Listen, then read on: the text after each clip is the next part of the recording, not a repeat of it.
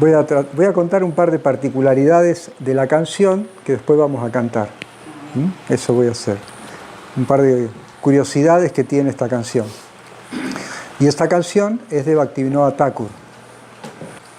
Y antes de empezar yo les quiero pedir disculpas porque soy malísimo con el sánscrito, pronunciando cualquier palabra en otro idioma. Bueno, pero también les quiero pedir si me corrigen en la pronunciación, porque soy bastante desastroso. Es un poco normal, ¿no? Porque hay personas que más o menos tienen inconvenientes para pronunciar otro idioma, y es habitual eso. Por ejemplo, yoga, yo voy a Buenos Aires y me dicen, hola Yamuna, ¿cómo estás?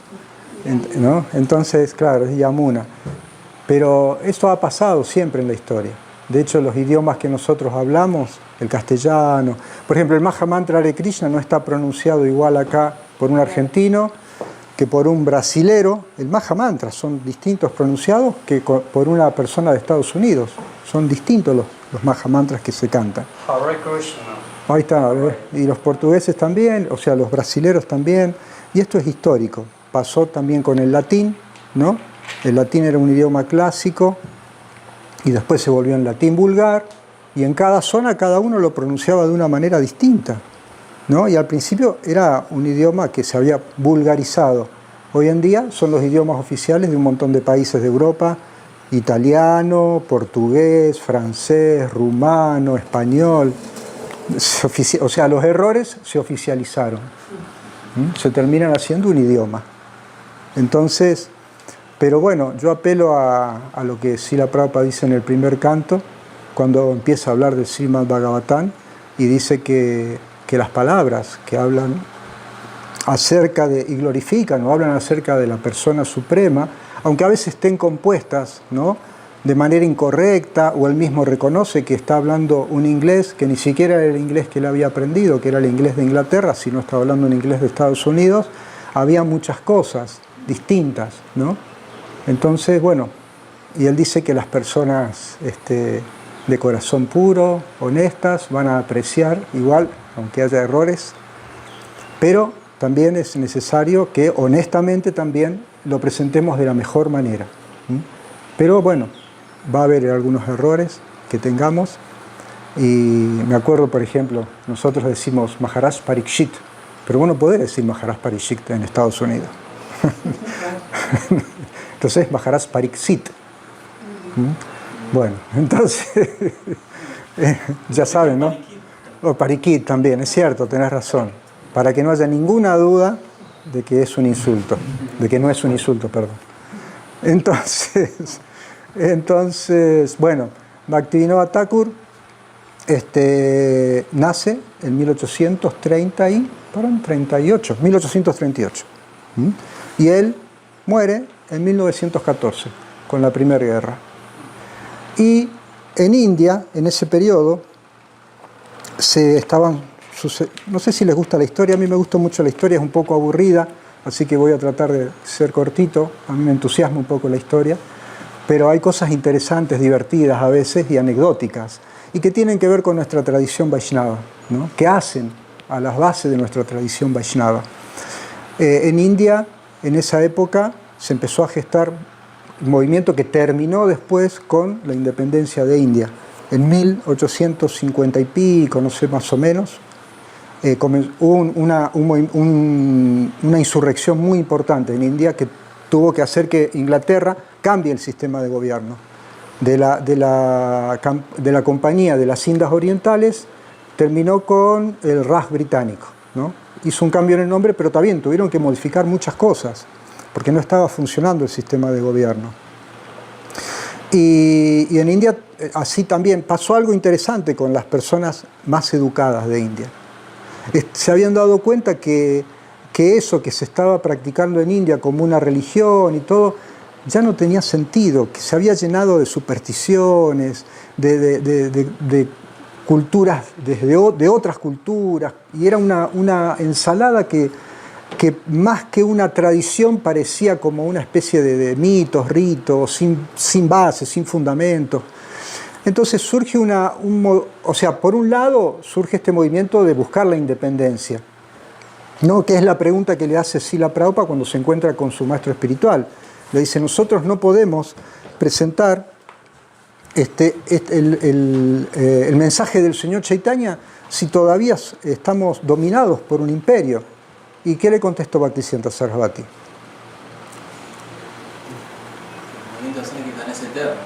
Sí, no puede esperar. Le dijo, el mensaje del Señor Chaitanya no puede esperar a que nos liberemos, es eterno y es universal, no es solo de acá de India, no tiene nada que ver con la independencia de India. Entonces, esta cultura vieja, antigua, anciana cultura de India, hubo un movimiento que la quiso recuperar, pero también había intelectuales que estaban mirando a Inglaterra y se estaban llevando también por Inglaterra porque realmente los ingleses son unos gentlemen, no sé si está bien pronunciado, pero son unos caballeros. Entonces también India, muchas personas que eran pensadores, se daban cuenta que en Europa también estaba surgiendo una cultura muy importante y ellos estaban perdiendo la propia.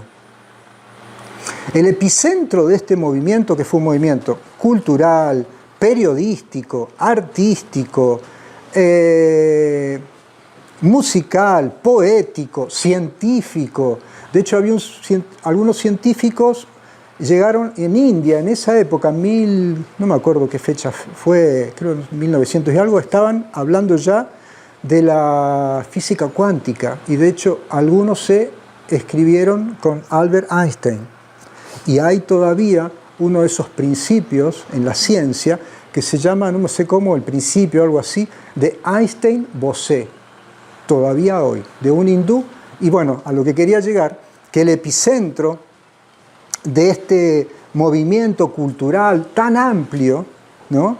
Bueno, hay descubrimientos re locos que se hicieron en India, el epicentro fue Bengala,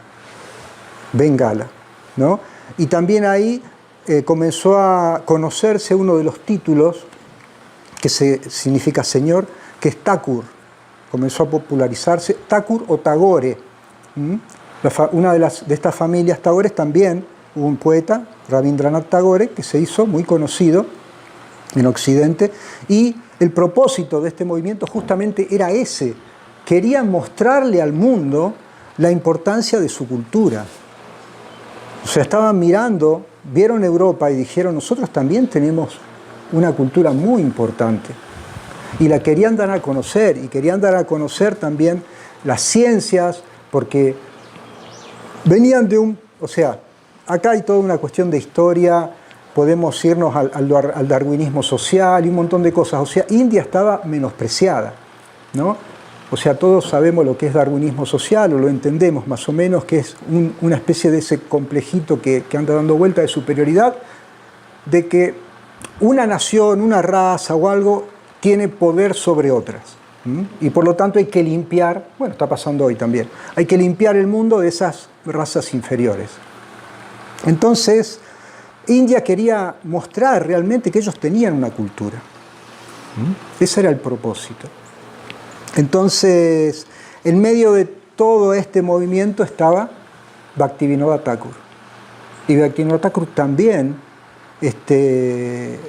propulsó, y él también, con respecto a estas supersticiones, y él las llamó en el Vaishnavismo Apasampradayas o Asampradayas, ¿no? Que se presentaban como seguidores de los grandes acharyas, de los grandes maestros reconocidos de India, pero que en realidad habían hecho deformaciones, le habían agregado cosas que no tenían nada que ver, y bueno, entonces él clasificó no sé cuántas, eran un montón, de Apasampradayas, 8, 10, 12, no sé cómo hizo la clasificación, pero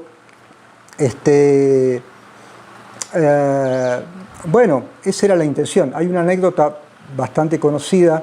Cuando Prabhupada ya había ido a Estados Unidos, había comenzado su movimiento, un discípulo de él encuentra ese libro, no sé si se acuerdan, el Señor Chaitanya, Vida y Enseñanzas, era un libro que había escrito Bhaktivinoda Thakur, y un devoto encuentra ese libro en una biblioteca de Montreal.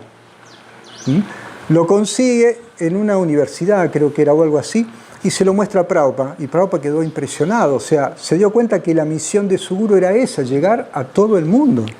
Pero lo más impresionante fue que cuando Prabhupada vio el libro, se encontró con que la fecha en que ese libro había sido escrito era la fecha 1896. ¿Qué fecha es esa? El día que él había nacido.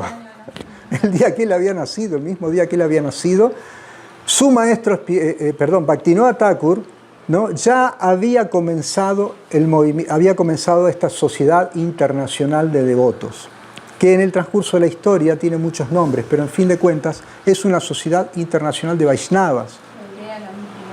Hay algunas palabritas que cambian, ¿no?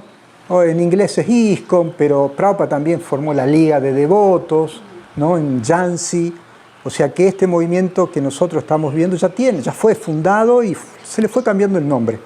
Y ya llegó a Occidente, ya llegó a muchos países. De hecho, Bhaktisiddhanta Sarasvati mandó sannyasis a Europa. Bon Maharaj creo que fue uno de los más conocidos, más renombrados, que estaba, no sé si en Inglaterra, en Alemania. Entonces, bueno, también hay una cuestión ahí de que este movimiento se dice que al final, este movimiento se llamó el Renacimiento Bengalí. Porque la visión era que India, y Bengal también, estaba pasando por una época oscura, ¿no? Así como medieval, oscura. Y querían que pasase a una era moderna, querían modernizar, ¿no? Y Bhaktisiddhanta Sarasvati, cuando comenzamos a ver la vida de él también, él quiere, bueno, ese famoso vestimenta que usaba Bhaktisiddhanta Sarasvati, que se adaptaba, a la vestimenta europea, ¿no? Que él usaba ropas europeas para no desentonar. Quería hacer así como un paréntesis quizás un poco me gusta contar esta parte, es un poco extensa, la voy a hacer cortita, quizás ustedes pueden investigar, esto está confirmado, hay documentado todo.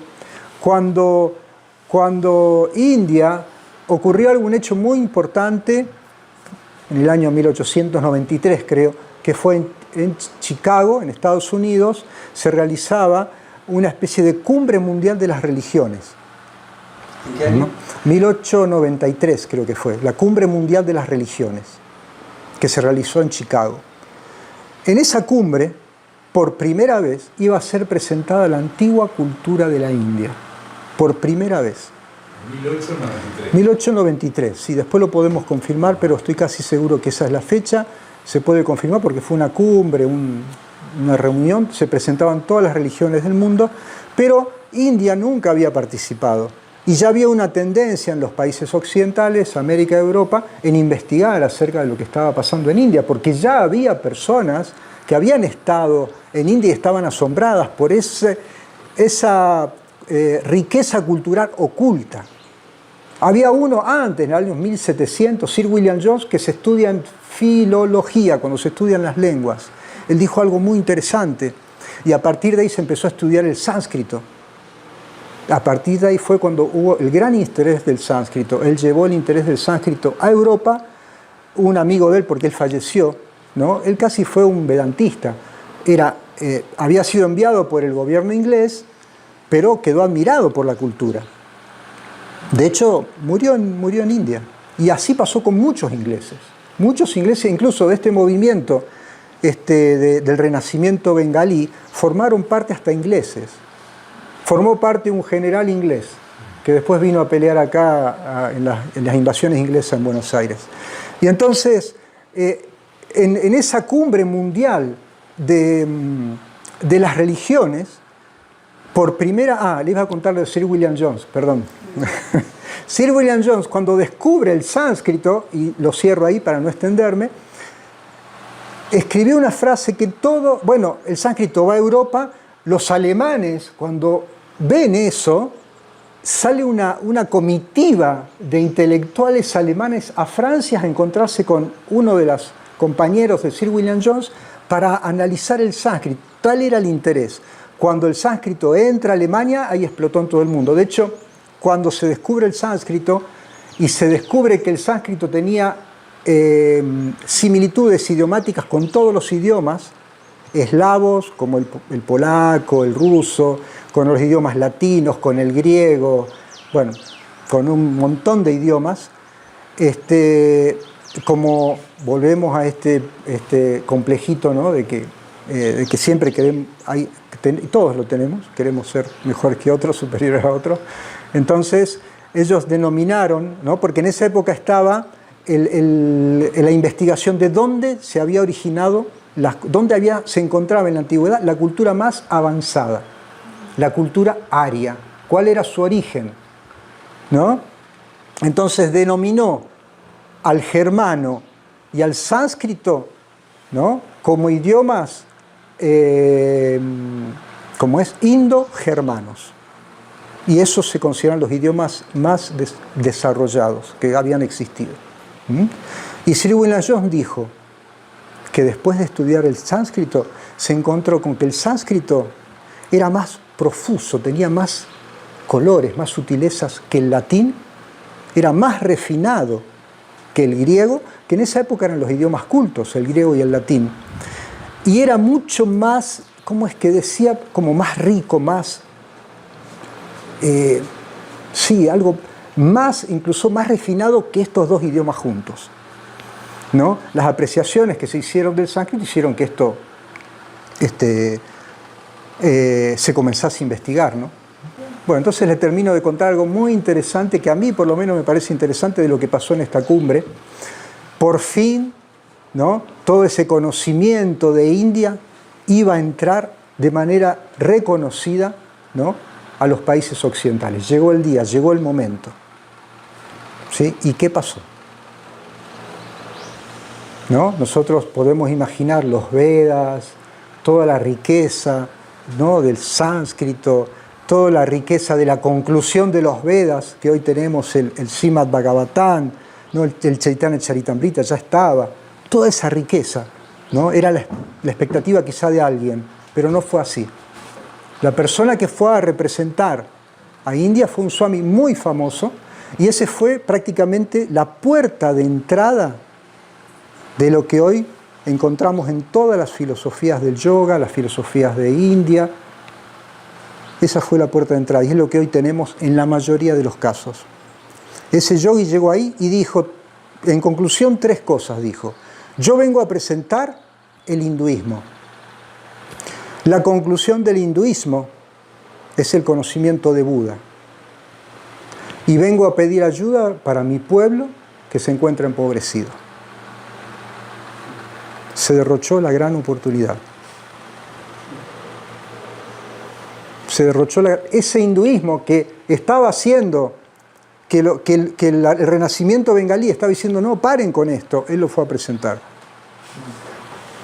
Todo el conocimiento de los Vedas, ¿no? Que se pudo haber presentado, él fue a presentar a Buda, que había rechazado los Vedas. Y fue a representar una actividad filantrópica.